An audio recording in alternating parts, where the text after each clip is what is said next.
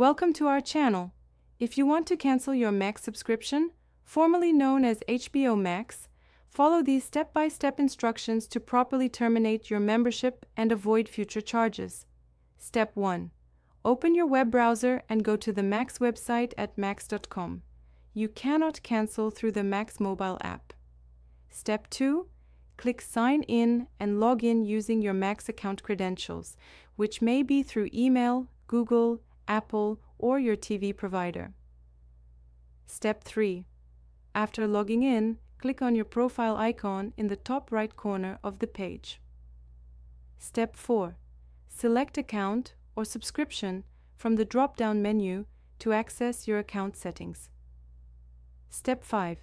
Navigate to the Subscription or Billing section, where you can view your current plan details and payment information. Step 6. Look for and click on Cancel Subscription or Manage Subscription to begin the cancellation process. Step 7. Max will likely ask why you're canceling and may offer you a special discount to keep your subscription.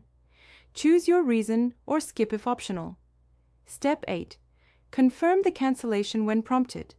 You'll receive an email confirmation, and your subscription will remain active until the end of your current billing period.